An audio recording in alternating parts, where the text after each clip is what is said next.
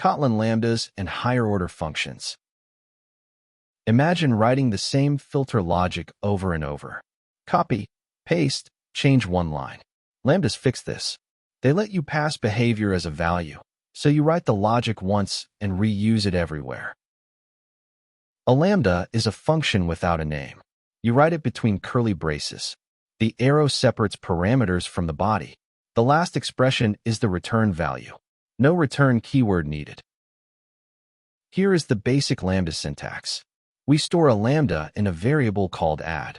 It takes two integers and returns their sum. We can call it just like a regular function. When a lambda has exactly one parameter, you can skip the name and use the it keyword instead.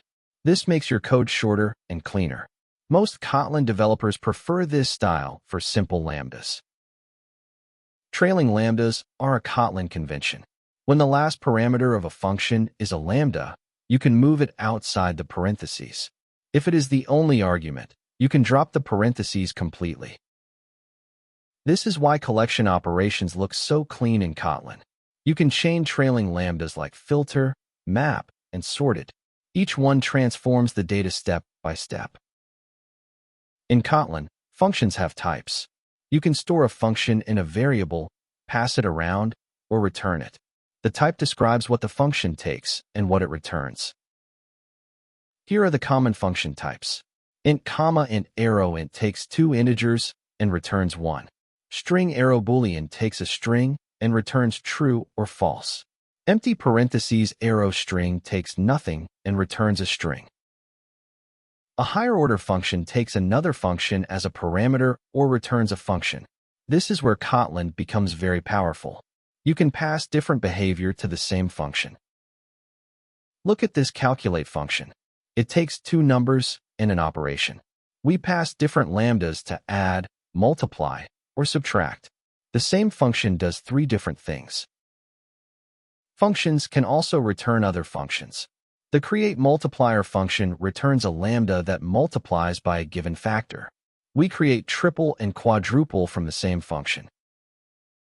The standard library uses higher-order functions everywhere. forEach, map, and filter all take lambdas. Let us see forEach and map in action with a list of numbers. You can pass an existing function using double colon and the function name. This is called a function reference. It is cleaner than wrapping the function in a lambda. A closure is a lambda that captures variables from its surrounding scope. The lambda can read and modify these outer variables. This is useful for creating stateful functions. Here is a closure example.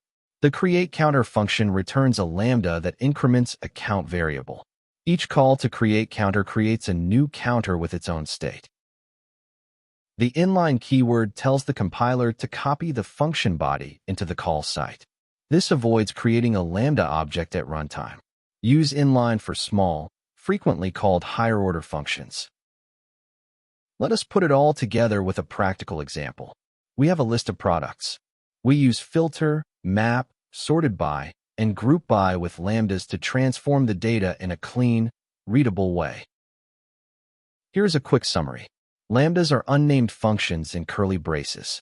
The it keyword replaces single parameters. Higher-order functions take or return other functions. Closures capture outer variables.